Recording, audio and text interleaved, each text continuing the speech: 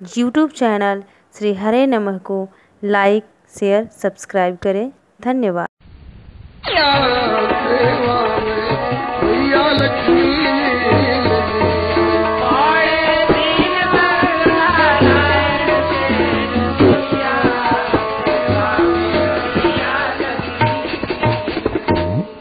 बोलिए श्री लक्ष्मी नारायण भगवान की जय।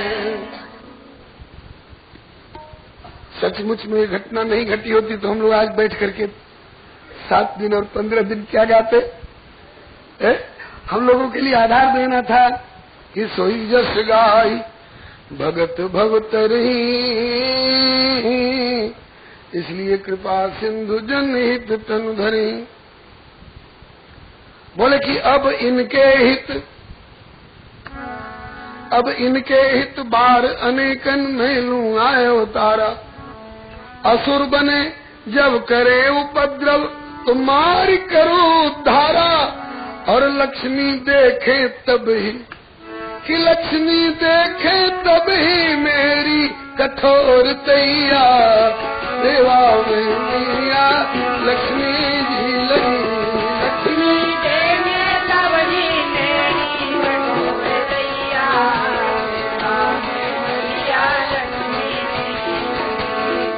कोहे दीन बंधु नारायण शेष सैया। सेवा में मैया लक्ष्मी जी लगी। कोहे दीन बंधु नारायण शेष सैया। सेवा में मैया लक्ष्मी जी। बोलिए भगवत्सल भगवान की जय। फिर जय विजय से बोले कि ऐ मेरे प्यारे जय विजय, मैंने रोज करके ऐसा नहीं किया है। मैंने अपनी इच्छा से लीला रचाने के लिए, जगत का हित करने के लिए ऐसी व्यवस्था की है। तुम्हारे 3 बार भूतल पर जाने की से तुम तो 3 ही बार जन्म लोगे ना, और मैं 4 बार अवतार लूंगा। तुम लोगों के लिए मुझे 4 बार अवतार लेना पड़ेगा। जब प्रथम जन्म में तुम हिरण्यकशिपु हिरण्याक्ष बनोगे तो तुम्हारा तो 1 जन्म हुआ, और मेरा वराह और नरसिंह 2 बार अवतार हुआ। दूसरी बार जब तुम रावण कुंभकर्ण बनोगे तो मैं श्री राम रूप में अवतार लेकर के जगत का कल्याण करूंगा, तुम्हारा उद्धार करूंगा। और तीसरी बार जब तुम शिशुपाल और दंतभक्त बन करके जाओगे तो तुम्हारे लिए मैं श्री कृष्णचंद्र बन करके आऊंगा, और मेरी लीला के द्वारा बहुत लोगों को सुख मिलेगा, कल्याण होगा। पृथ्वी का भार भी उतारूंगा, जीवों का कल्याण भी करूंगा। इसलिए घबराओ नहीं। अभी तुमको ये घूंट जहर के समान लग रही होगी, कड़वी कड़वी, लेकिन ऐ मेरे प्रिय पार्षदों, इच्छा ऐसी मोरी, यद्यपि घूंट कटु गरल समूह, फिर भी पियहु अमीय जिम घोरी। इसको अमृत की तरह पी लो। जब जय बोलो वृंदावन बिहारी लाल की। ऐ मेरे प्रिय पार्षदों, इच्छा ऐसी मोरी, यद्यपि घूंट कटु गरल समूह, किंतु पियहु अमीय जिम घोर। जब भगवत पार्षदों को, जय विजय को मालूम हुआ कि मेरे प्रभु की ऐसी इच्छा है और ये लीलाधर लीला की व्यवस्था लेकर के, अपना लीला वैभव लेकर के जगत रूपी मंच पर उपस्थित होना चाहते हैं, जगत के प्राणियों के कल्याणार्थ, बोले कि फिर तो कोई बात नहीं, सही कोई बात नहीं प्रभु, हम तो आपके सेवा के उपकरण हैं, चाहे जहाँ जिस तरह से उपयोग कर लीजिए। ये चादर समर्पित है मेरे ऊपर, तो मैं चाहे माथे में बांध लूं, चाहे पैर पहुंचूं नीचे बिछा लूं, ऊपर ओढ़ लूं, इसमें तो अकारत्रय का भाव होना चाहिए। अनन्य शेषत्व, अनन्य अर्हत्व और अनन्य उपायत्व का भाव। और वैकुंठ के पार्षद जय विजय, ये तो इनके प्रति पूर्णतया समर्पित है, तो नित्य सिद्ध पार्षद हैं। फिर भगवत पार्षदों ने अपना भाव व्यक्त किया, प्रभु आपकी इच्छा ऐसी है, आप इसी तरह की सेवा लेना चाहते हैं तो हम तो आपके चरणों में समर्पित, जिस तरह की सेवा ले लो। एक शरणागत समर्पित व्यक्ति का ऐसा ही भाव होना चाहिए प्रभु के प्रति। जो बनाओ सो बन जाएंगे, जहाँ भेजो वहीं जाएंगे। जो बनाओ सो बन जाएंगे,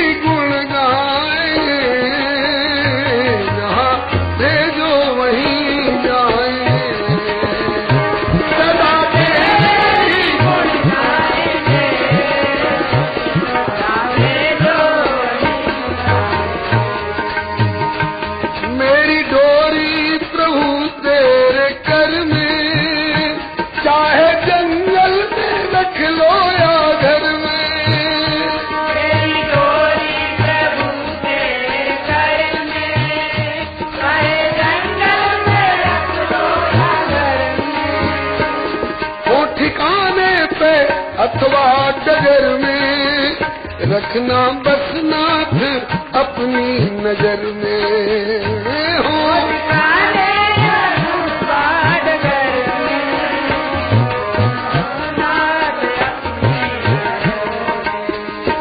नाम तेरा सुमर तुमको ही याद कर, नाम तेरा सुमर तुमको ही याद कर, मन को तुमसे ही बहलाएंगे, जहाँ भेजो वहीं जाएंगे, वो मन को तुमसे ही बहलाएंगे,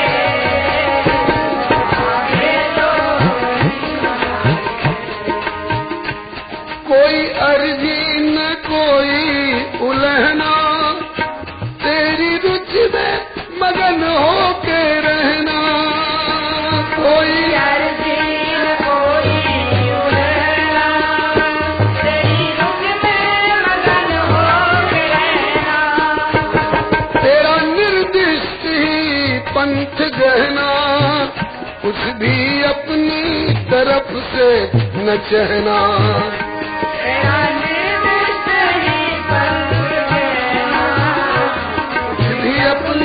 तरफ से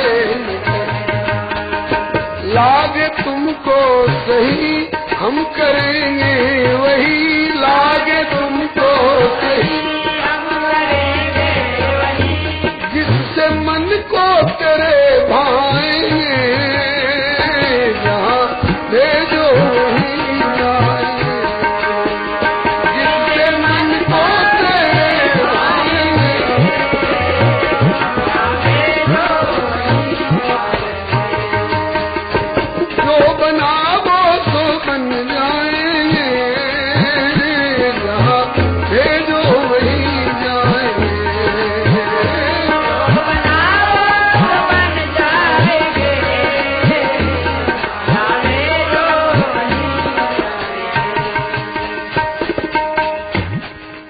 मालिक को प्यास लगी हो, लोटा और बाल्टी में रस्सी बांध के कुआं में डाल रहा हो, तो उसको ये कहने का क्या अधिकार है कि हमको कुआं में क्यों डाल रहे हो? अरे भाई हमें प्यास लगी, हम तुमको कुआं में डाल रहे हैं, फिर निकालेंगे तुमसे, हम जल पिएंगे, हमारी प्यास बुझेगी, हमारी मौज।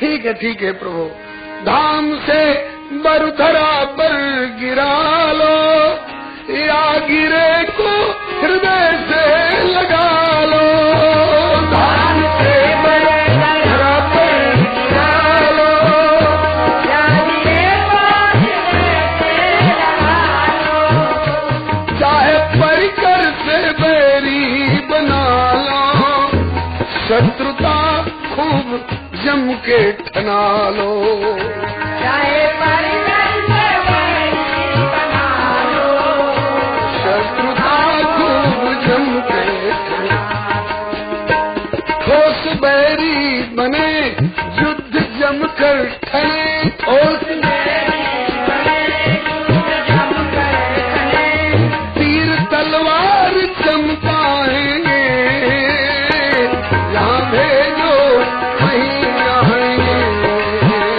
तीर तलवार चमकाएंगे, यहाँ भेजो वहीं जाएंगे। कितने समय के लिए प्रभु कहा? बस बेटा 3 जन्म के लिए। अब कोई बात नहीं, कुछ दिनों तक रहेंगे धरा पे, और दिलों की पे मारेंगे छापे, कुछ दिनों तक रहेंगे धरा पर, और दिलों की पे मारेंगे छापे, जग में प्रताप जब मेरा व्यापे, होंगे नारायण अवतीर्ण आपे, जग में प्रताप जब मेरा व्यापे, होंगे नारायण, प्रभु के चरणों में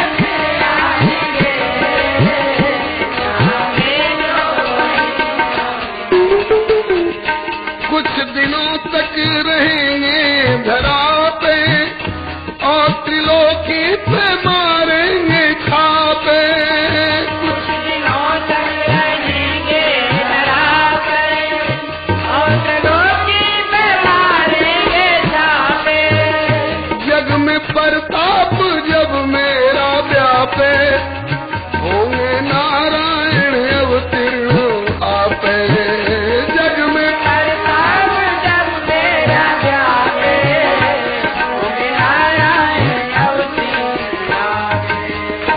बैर से प्रभु को भज, तामसी तन को तज। बैर से प्रभु को भज, प्रभु के चरणों में फिर आएंगे, जहाँ भेजो वहीं जाएंगे। प्रभु के चरणों में फिर आएंगे, जहाँ भेजो वहीं जाएंगे। जो बनावो सो बन जाएंगे, जहाँ भेजो वहीं जाएंगे।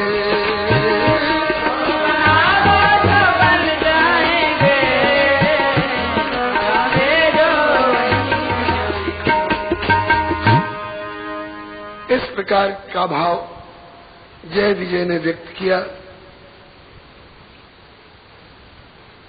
प्रभु बहुत प्रसन्न हुए। फिर जय विजय ने कहा कि प्रभु तो हमारे पतन वाली बात रही, थोड़ी उद्धार की ओर थोड़ा संकेत कर दो। बोले हाँ वो भी कर देता हूँ। 3 जन्म का साप है ना, और 3 ही निमित्त बने हैं, लक्ष्मी, नारायण और सनकादिक। तो एक एक जन्म के उद्धार की जिम्मेवारी एक एक पक्ष पर बांट दी जाती है। इधर सनकादिक अफसोस कर रहे थे कि आदर तो हमें बहुत दे रहे हैं कि आप हमारे ऐसे आदरणीय हो, आपके चरणों की धूली को हम यूं माथे पर यूं किरीट पर लगा के अपने को धन्य मान, लेकिन मेरापन और अपनापन ज्यादा इनका पार्षदों की ओर ही जा रहा है कि मेरे पार्षदों ने जो गलती की है उसके लिए मैं भी जिम्मेवार हूँ। भले चाहे इनने गलती की हो, लेकिन मेरे पार्षद वाला अपनापन तो इन्हीं की ओर जा रहा है ना। वैसे तो सबही कहावत राम के, सबही राम की आस, लेकिन राम कहेंगे ही आपनो ते ही भज तुलसीदास। तू गरीब को निवाज हो गरीब तेरो, बारेक कृपाल, बारेक कहिए कृपाल की तुलसी तू मेरो। भले अपराधी इनको साबित कर रहे हैं, लेकिन मेरे पन की झड़ी तो उन्हीं के लिए लग रही है। क्या हम चारों भाई सनकादिकों का भी ऐसा सौभाग्य कभी होगा कि ये हमें भी मेरे कह करके और अपनी ममता दिखावें? तो ठाकुर जी इनके मनोगत भाव को भी समझ गए और बोले कि अगर मेरे कहलाने का मन हो तो आप तीनों, आप चारों भाई प्रथम जन्म में जब ये हिरण्यकशिपु हिरण्याक्ष बनेंगे ना, तो संयुक्त रूप में आप लोग प्रहलाद के रूप में प्रकट हो जाना। हम आपको हृदय से लगा करके वत्स प्रहलाद भद्रम ते, मेरे लाल मेरे प्रहलाद ऐसे कहेंगे। तो पहले जन्म की इनके उद्धार की जिम्मेवारी सनकादिकों पर रहेगी। ये संयुक्त रूप में प्रहलाद के रूप में प्रकट होकर के उद्धार में निमित्त बन जाएंगे। ठीक, तुम्हें मिल गया पुजारी, मुझे मिल गया ठिकाना, हमें आपका अपनापन मिल जाएगा और इनका उद्धार हो जाएगा। दूसरे जन्म में, बोले दूसरे जन्म में जब तुम रावण और कुंभकर्ण बनोगे तो कठोरता देखने की इच्छा रखने वाली लक्ष्मी जी को निमित्त बनना पड़ेगा। उस समय ये सीता रूप में प्रकट होकर के और तुम्हारे उद्धार में निमित्त बन जाएंगी। बोले ठीक। तीसरे जन्म, ठाकुर बोले तीसरा जन्म तो मेरे बट में रह ही गया। जब तुम शिषपाल दंतभक्त बनोगे तो मैं अपने को निमित्त बनाकर तुम्हारा उद्धार करूंगा। और लीलाक्रम में देखने पर विचार आता है कि एक बार मौका आया था, उद्धार उस समय भी हो सकता था शिषपाल का। कब? जब रुक्मिणी हरण के प्रसंग में शिषपाल दूल्हा बन करके गया था और उस समय भी युद्ध हुआ था। तो अगर उस समय मार देते प्रभु शिषपाल को तो श्री जी निमित्त बन जाती। इसलिए कहा कि अभी नहीं, जब ये व्यक्तिगत रूप में मुझको गाली देगा तब इसकी खबर लूंगा युधिष्ठिर जी के यज्ञ में, तो अपने को निमित्त बना करके उद्धार कराएंगे। इस प्रकार से 3 जन्म की भूमिका बन गई आई प्रकार, पार्षद प्रगटे बार त्रय और प्रभु प्रगटे 4 बार।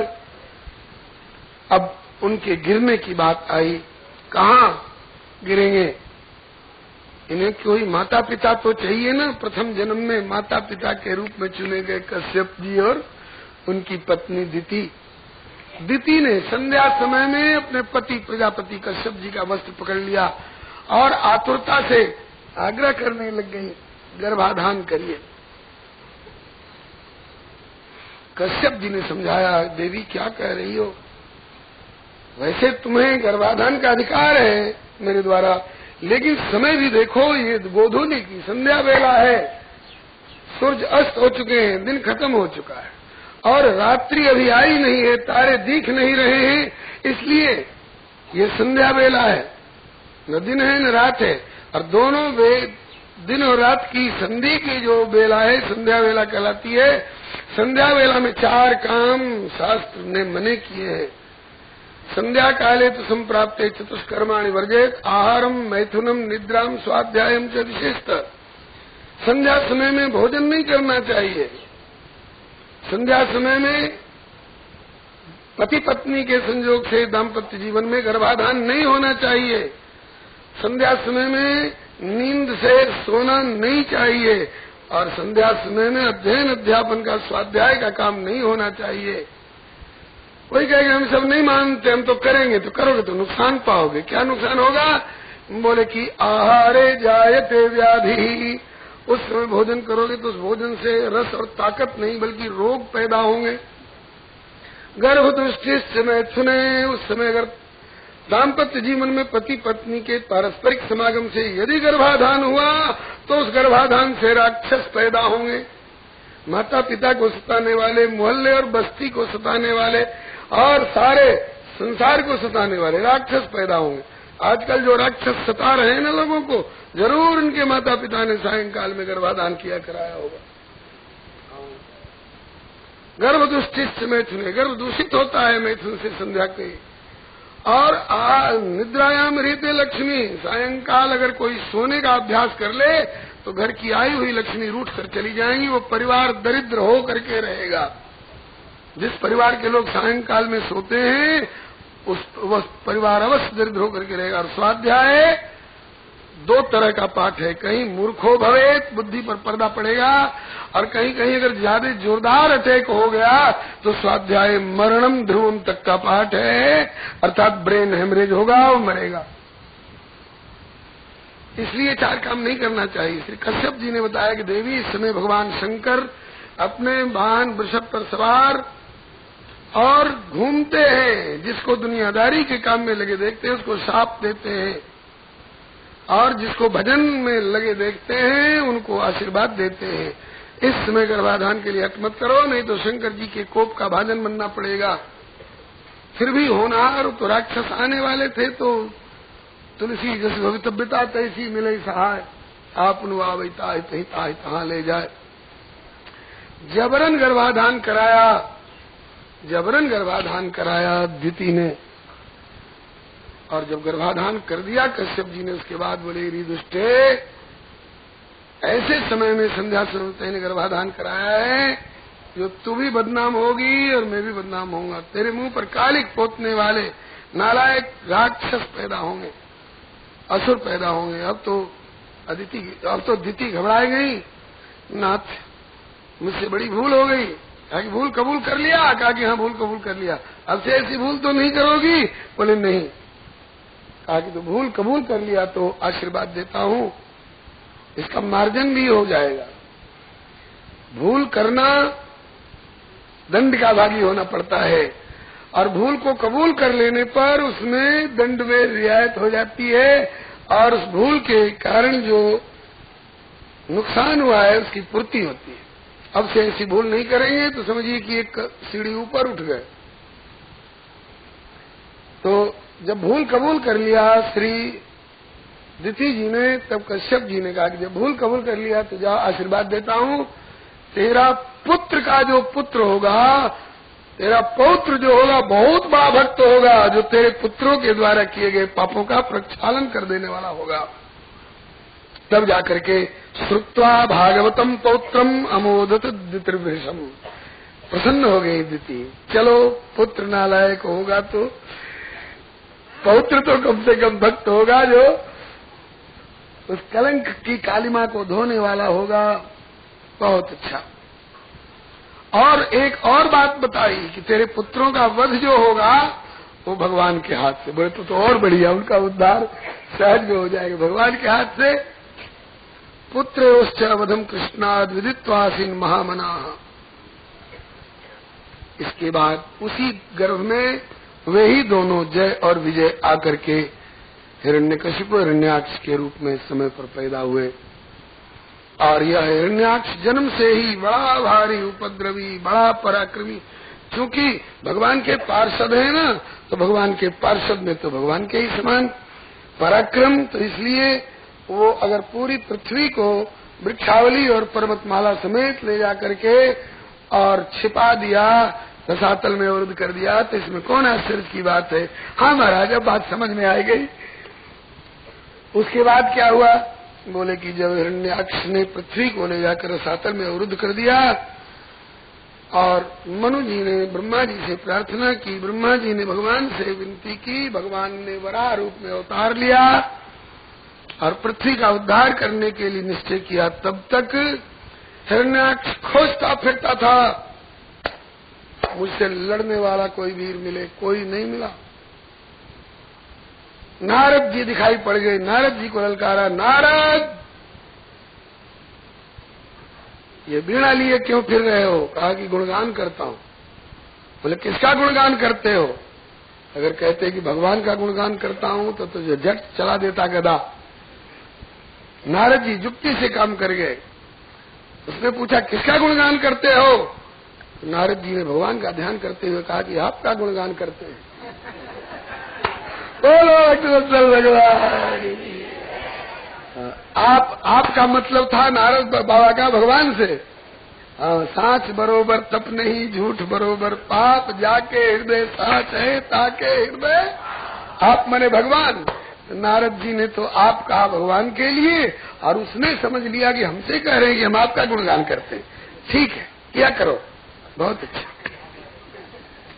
अच्छा, मुझसे लड़ सकते हो? मेरे हाथ में खुजली चल रही है, कोई लड़ने वाला नहीं मिल रहा, आओ मुझसे लड़ो। नारद जी बोले लड़ना बिल्कुल नहीं जानता। बोले क्या जानते हो? कहा कि लड़ाना बहुत बढ़िया जानता हूँ। बोलो श्री नारद बाबा की।